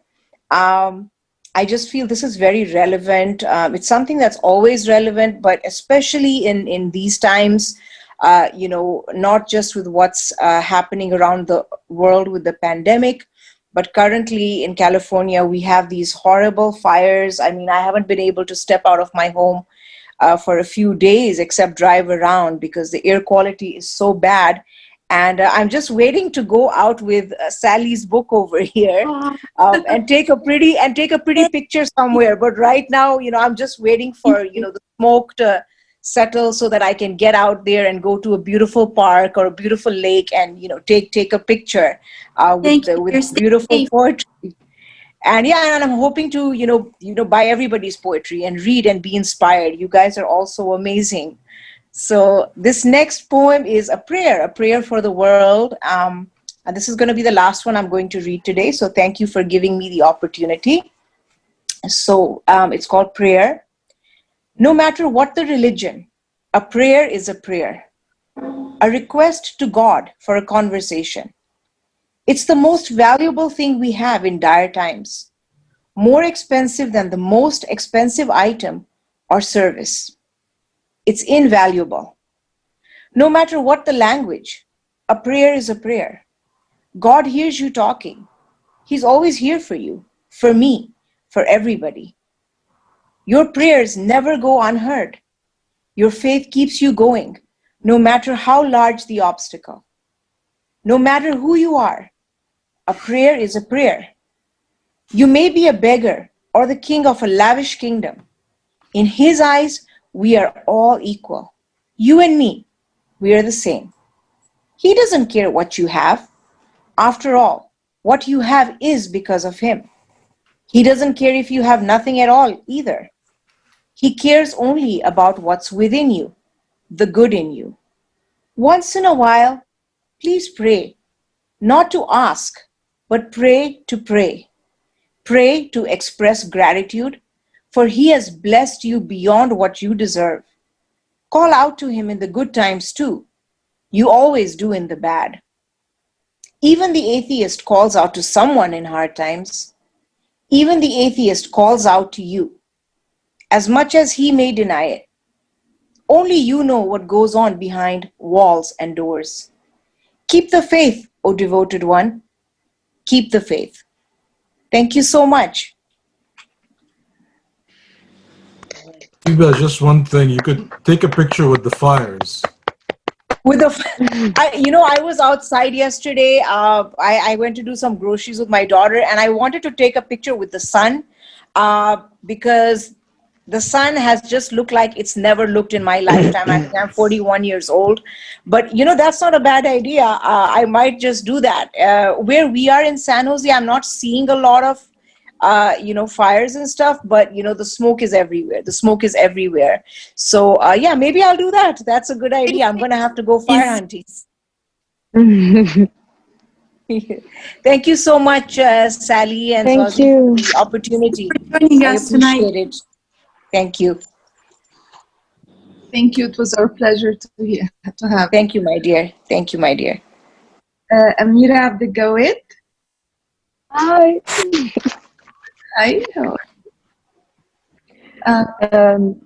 It's a pleasure to be among you every time, and I'm still haven't pursued publishing yet, but I will soon. I'll be working on it, and I have some poems for you tonight. My poems are mystic, and they're meant to be, and some are romantic. This one is not speaking of a butterfly, but of the souls who like to fly. Had you known in your cocoon your short-lived life, growing your wings, yearning for freedom, dying to fly, had you known they were made to chase the light? Oh, poor butterfly, how fragile. Burning in flames, had you known what lights your way can also catch on fire, don't get lost in your desires. Thank you. Beautiful. Thank you. Thank you. This one, the mind says grow, the heart says no, the soul whispers surrender. When will you learn that in order to grow, you will have to be strong, but as well tender? Easy on your heart, your companion in this land, and also thereunder.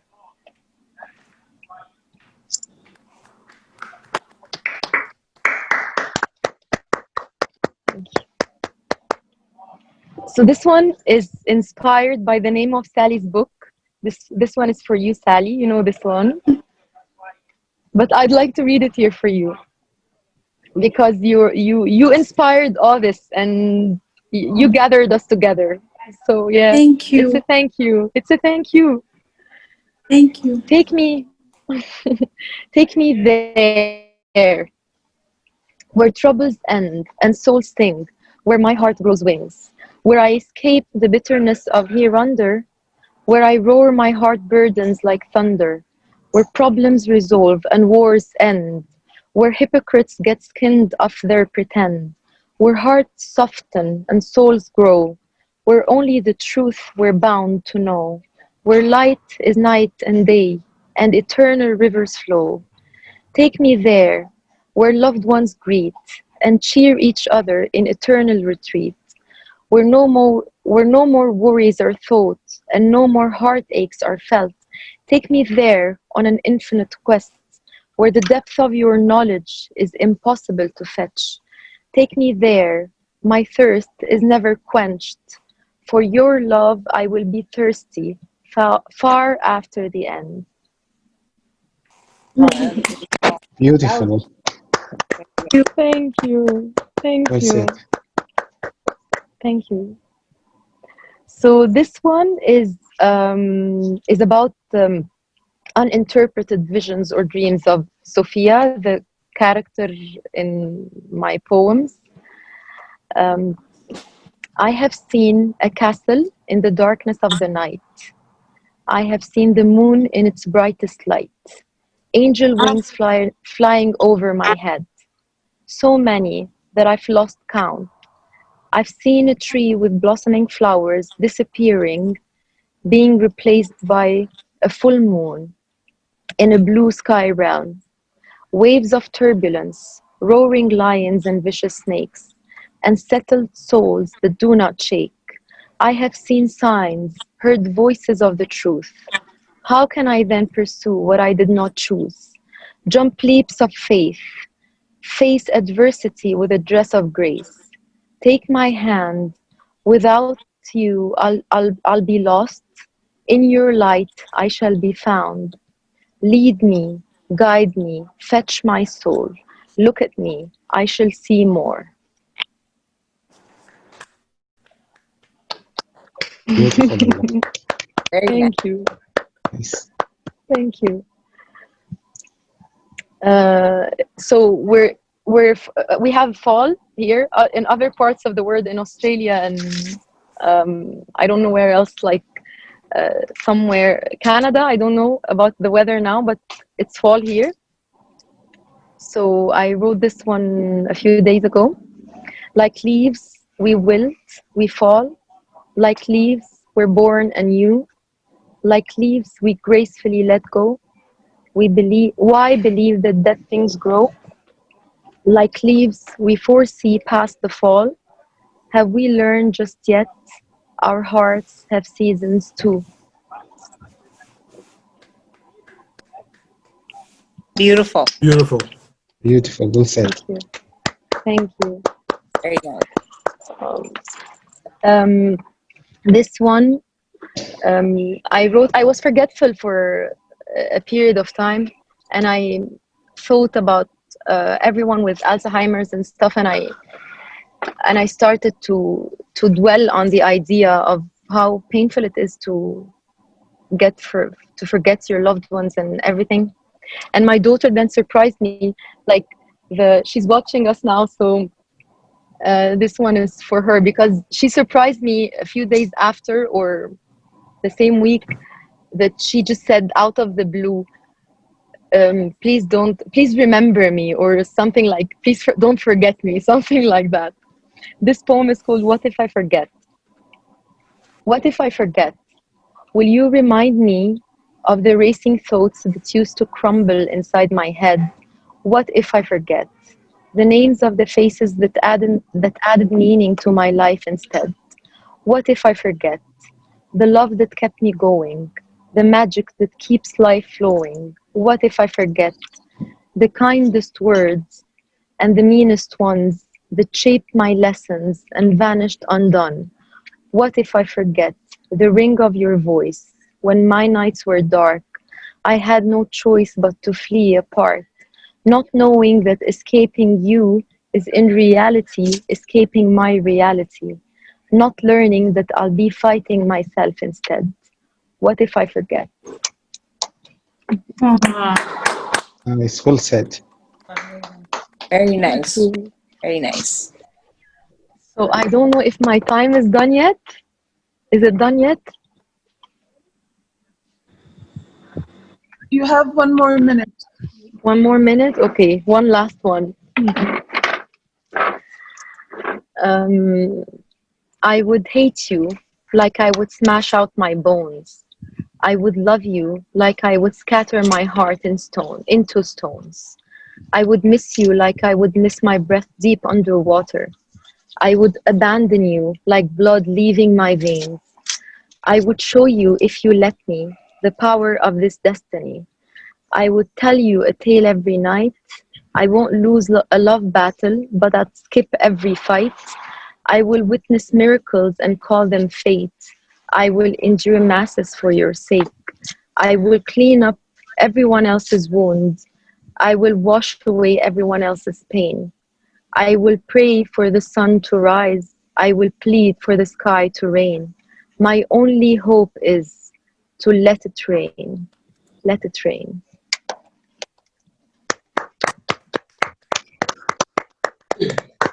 Very nice. Thank you for listening. Thank you very much. Thank you so much. Okay, Guido. أنا أقدمك. Guido Roch from Egypt and he is a poet. تفضل. اهلا بكم جميعا. وحشني من الشهر اللي فات. تحياتي للجميع. الولاد عاملين جو ظهور وحاجات من دي، فالهموني بحاجه سوري يعني يا زازي ان انا اقولها بره الترجمه. اتفضل. اوكي. راجل ملهم. جيدو انا ما لحقتش اترجم فانت قول. اوكي تمام. يا فرسان الكلمه، يا اميرات المعاني، يا ورودا تملا بستاني، يا لحن الحب في ايامي تعزف على اوتاري واشجاني، يا حروف من نور تنطق عمن يدور بوجداني، الآن أعلنها وبقلبي، أنتم مملكتي وأوطاني، أنتم بلابل أسمعها تجد جمالا بألحاني، أنتم كسفينة عشق مارقة ترسو دلالا بشطآن. شكرا. ماشي نبدأ. جيدو ده انت دلوقتي يعني حالا والله لحظيا يعني او مباشرة كده يعني. Guido gave us a beautiful poem that it was inspired by this meeting, so it was not translated and it was so beautiful, but I promise I'll make him send it to me. I'll translate it and pass it to you guys because it was very nice. صح يا إيهاب؟ طبعا. He just improvised it now. Yeah. It's about that gathering and the poetry of it. It's beautiful. Thank you, Guido, so much. عفوا ده اقل حاجه ليكم على فكره يعني ارتباطنا بارتباط روح. بحقد عليك ليه يا حبي؟ ميرسي. هتقول حاجه شيطاني غواني، شيطاني غواني وخلاني اقول الشعر والدواوين، كمان نساني احزاني على ماضي كله حنين، اقول كلامي يفكرني وعيد تاني يحصرني، ما كنت خلاص انا نسيته، يا ألمي ليه تذكرني، قلت خلاص هتعلم وحرمي جراحي ولا اتألم، وقفت لقيتني بتكلم عن اللي راح ولا سلم، شيطاني خلاص زهق مني وقال لي منك خاب ظني، غويتك تنسى أحبابك لقيتهم جوه أشعارك، كتبت الذكرى والنجوى، كتبت الغنوة والشكوى، ولما تعبت من ألمي كسرته وقلت ما يسوى، ألم الألم أنا سبته، ودفتر قصيدي أهو بعته، ورميت ورايا أحزاني، وكل اللي شغلني هملته، أنا اللي صحيت من تاني وفقت خلاص يا شيطاني، وهكتب كلامي من تاني، كلام من كل وجدان.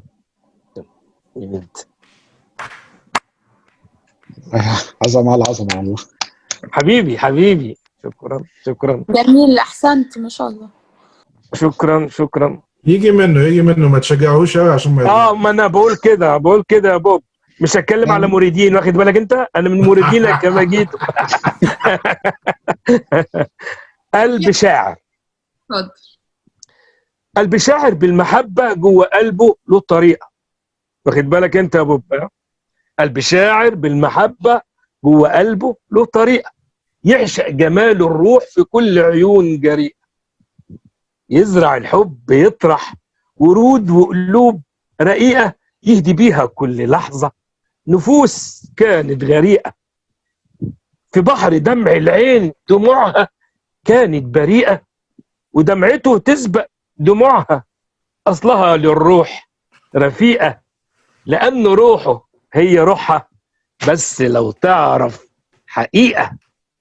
والحقيقة إني شاعر وكتبت حروف اسمك انتي عليك الدور، حرف كتبته بذهب وحرف كان بالنور، والحبر كان دمعي والدمع عدى بحور، أصلك سكنتي خيالي وفي قصرك المهجور، سحرت كل القلوب وقلبي كان مكسور. ولما طلت عيونك على بساط النور، رسمت بإيدك طريقي بعد ما كان مهجور، وبقيت انت مدينتي جايلك هعدي السور. ولما جيت لقيت في قصرك قلوب تنادي وقلوب تطوف، ويعني ايه ما اعرفش اقولها، ويعني ايه ما اقدرش اقولها، ويعني ايه هي الظروف، نفسي مرة اسمعها منك، دول يا دوب 4 حروف، نفسي اسمعها بحبك بس من غير اي خوف. اي خوف. ده انت روحك جوه روحي، يلي بعينيكي بشوف، نور في قلبي على الكون بيطلع، وقمر في ليل العاشقين يطوف. قربت منك لقيتني هايم، وضحكت ليا ضحكة كسوف، وحلفت اني ساعتها لازم بيكي هتحدى الظروف. ولما نام قلبي على همسك صحي يقول اسمك، نايم وسارح خيالي في ضحكتك وفي رسمك، اصلك انت الحياة وعمري فدا لعمرك، يلا يا زهرة حياتي هلي بنور شمسك، تنور معنا حياتي وترسم خيال سحرك، ما سحرك الفتان محل كان قبلك، وبقيتي انتي امرتي وساكن انا في قصرك. انا في قلبك بقى. لا قصرك، هي مدينتي والقصر. شكرا جزيلا، شكرا شكرا شكرا.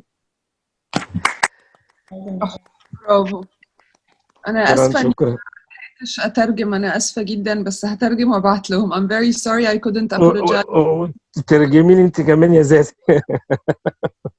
شكرا لكم جميعا، والشهر الجاي ان شاء الله نكون اجمل واجمل. هو دايما انتوا اجمل بيكم. نعم. هايل هايل هايل. شكرا جزيلا، شكرا جزيلا. اضرار يا جدعان، انتوا الاجمل. لا انا بتغر بيكم، خلي بالك يعني. ومعانا دلوقتي سيد روحي. انا بتكلم عربي. And now we have the poet, the Egyptian from Egypt, the author of the book There, and the Unspoken Voices. Thank you, Sally, for everything. Thank you. Okay, these are my 2 books. That's called the Unspoken Voices, and my second book is called There. So I kind of chose some short poems. I'll read them tonight. I really hope you like them.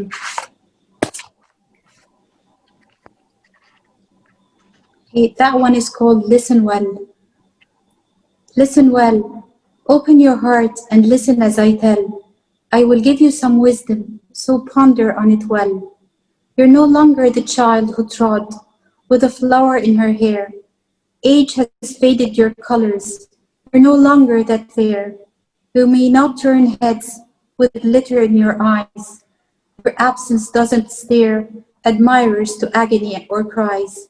You may even pass unnoticed, not followed by eyes. So if it's beauty that shielded you, beauty fades like clouds and skies. But if it's your heart's goodness, it's a well that never dries. People will forever need you to alter their bitterness with smiles. Thank you.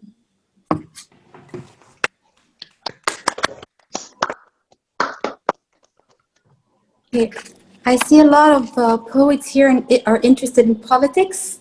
I don't have any poems written about politics, but I have one that is anti-politics. I would love to share.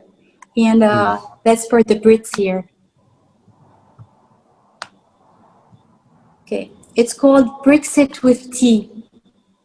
I hate politics, and politics hates me. On my trip to Britain, Brexit literally haunted me. There's not a soul, a wall, a mole, that the word doesn't echo in its hall. Good morning, Brexit with coffee or Brexit with tea? Or perhaps some Brexit with biscuits? No, thank you. Must take my Brexit spree. It's getting Brexit late. Are you Brexit mad? Underground ad with Brexit stamped, like it couldn't miss the word, or Brexit, or Mother Brexit would go mad. Thank you. That's well said. Nice. Witty. Okay, let's see the other book. Okay. That's another Sufi poem, just like Minna. It's called I Loved. Tell the waves I loved, tell it with every language and every dialect. Tell the sea rocks I too melted in a warmth more forceful than joy dissolves in fears. Tell the deep blue depths I am colored with darker shades than these waters can ever paint in years. Tell these winds that roar I too have flown in currents stronger than the northern winds. Till this heavenly sea smell I have smelt saints more captivating than any tender breeze. Tell the sparkling light, shine as you may, my eyes have paired with a light unmatched and unseen. Tell this body that stands tall above these waves, rocks and seas, stand as long as you may, your traces will still be washed away. Tell this heart that synchronized its beats to your waves, love and hate as you wish, only the good of your words will remain. Tell this kite that flies with your dreams, beyond the clouds, fly higher and higher, beyond this magical sea is a far more beautiful bay. Tell the sea I loved, tell it with my voice, with my heartbeat, with my breath, with my sight. Tell it to him without fear, tell it without shedding a tear. Tell it if I remain or even if I disappear.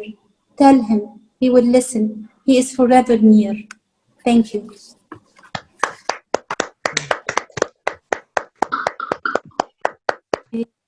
That one I wrote so long ago. I was probably just 20 or 22. That's more than 20 something years ago.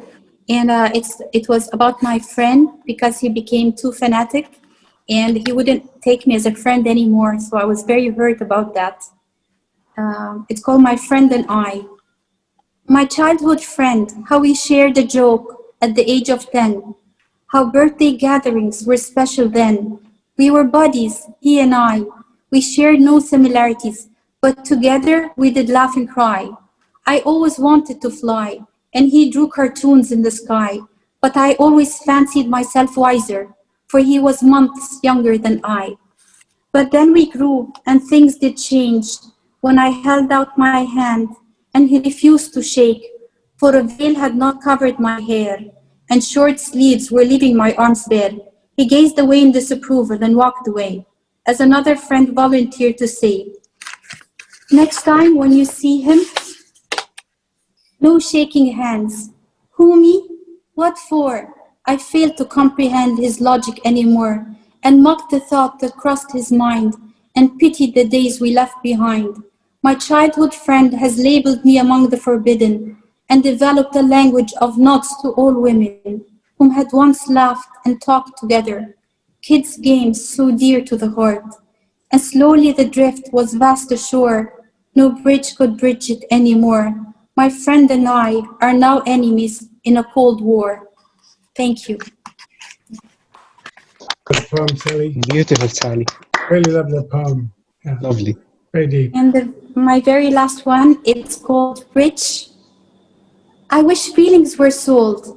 I'd sell all my gold and buy bundles of joy, containers of laughter, and buckets of happiness.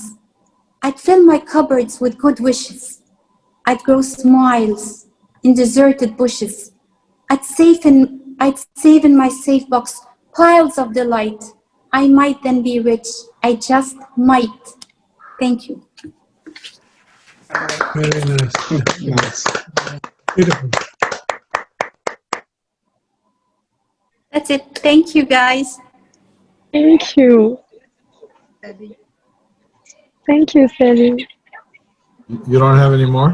We have Zosie now. Zosie's turn. You still want while you're fine? No, I'm fine. I'm great. Thanks. Okay. Can I have some more poetry for tonight? I'll do one.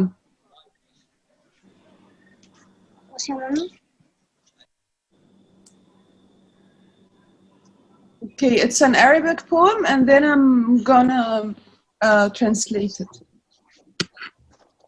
And you picked on me for being late with the translation. I'll translate it. I know it's translation. Okay, it's about friendship. So it goes, وتظني أنك يا حبيبتي أول خيانة وحقا تعتقدين أن قبلك لم تجلس في حضني ألف صديقة وأن لم يجذب غيرك الدفء والطيبة وأنك الوحيدة التي اكتشفت الطريق إلى قلبي. قلبي يا حبيبتي مدينة بلا أبواب ولا بواب. قلبي يحميه صاحبه والكل يدخل ويجلس والبعض لا يحتمل. يخرج ويظن أنه سيرزع في وجه الباب. يا سيدتي ليس لقلبي باب.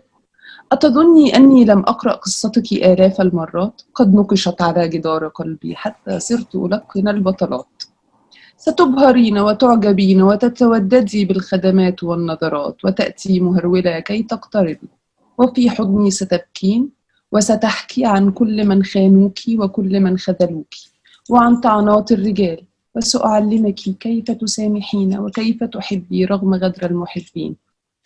وفي حضني ستكتشفي الطريق للسعادة وحين تتمالكي مرة أخرى حياتك ستغارين وتقرري أن تنهشي حضني لأنه يذكرك بمن كنت قبل أن تأتين فتحاولي أن تسلبيني قوتي وحبي وحلمي ظنا منك يا حبيبتي أن هؤلاء هم قوتي ظلما وجهلا تنبشين. يا سيدتي في القصص الأوائل كنت أتركهن يأخذن حتى روحي إذ ربما يشفين ولكن قدر ما النفس أبدا لا تكتفي فهذا طبع لعين ولكني اليوم وأنا على أعتاب 40 أصبحت أعطي فقط ما تطلبين ولولا اتصال يأتي كل مرة بعد عام أو عامان أو 20 عام فيها اعتذار على الجرائم وظلم النفوس لولا الندم والدموع التي تأتي كل مرة لصدقت والله ابتراءكم أني أنا التي جرحتكم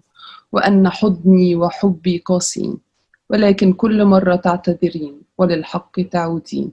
سيأتي هذا الاتصال وسوف أبتسم وقبل أن تطلبي العفو ستعرفي أني قد سامحتك من سنين ليس لأن جرحك ليس غائر ولكن لأني لا أعرف كيف لا أسامح. كل ما أعرفه كيف أوقف نزيف قلبي وأنظفه من هراء الغابرين وأحضره لصديقة جديدة تظن أنها وحدها التي ستطعن بسهام الخيانة والغدر اللعين. يا سيدتي اسألي بلاد العرب أجمعين فلكل دولة سفيرة في قلبي وخطاب اعتذار وقد تعودت على النساء وطبعهن اللعين. هراء الغابرين يا سيدي عليك. بتوجع. حلوة قوي. جميلة جميلة. It's true بس بتوجع. هو ده ضريبة الصداقة. حقيقة. And you think, my friend, that you're my only betrayal? And you really think that in my heart 1,000 friends have not sat before you, and that the warmth and the kindness did not attract except you, and that you're the only one who knew the path to my heart? My heart, my love, is a door without, is a city without gates. My heart is protected by its owner, and everyone is welcome to come and sit. Not everyone tolerates. Some go out and think they'll slam the door in my face. My dear, my heart has no door. You think I haven't read your story 1,000 times before? It has been engraved on the walls of my heart. Until I became who dictates the main character. You will be amazed, and you will like me, and you will come hurling with favors and looks, because you want to come close. And in my hug, you'll cry, and you'll tell me all the story about all those who disappointed you, and all those who betrayed you, and all those men who stabbed you. And I will teach you how to forgive and how to love despite of the betrayal. And in my heart, you will discover the path to happiness. In my hug, you will discover the path to happiness. And when you're back on your feet, you'll be jealous, and you'll decide to destroy me, because my hug reminds you of who you were before you came to me. So you'll decide to take away my power, my love, my dream, and you think that this is who I am, and ignorantly you scorn me.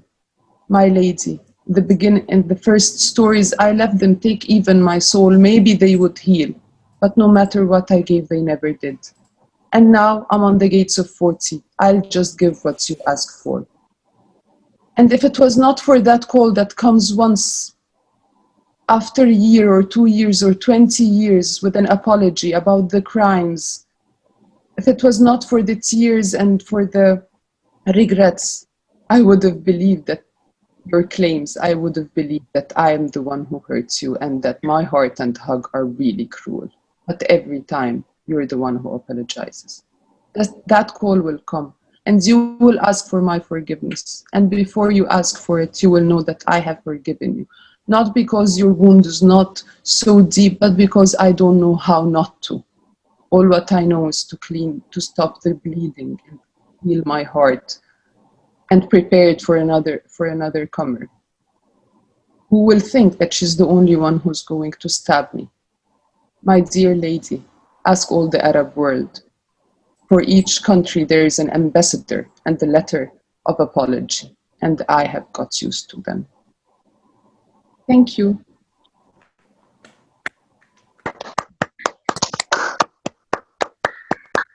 Very nice. Okay, it was lovely. Any comments? Anyone? Does anyone want to comment on any poem from the ones before?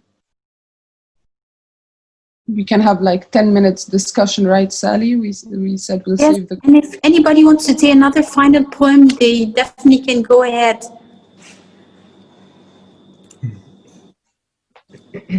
I thank you to you all for having me again. Yes. Thank you, Natasha. Real pleasure.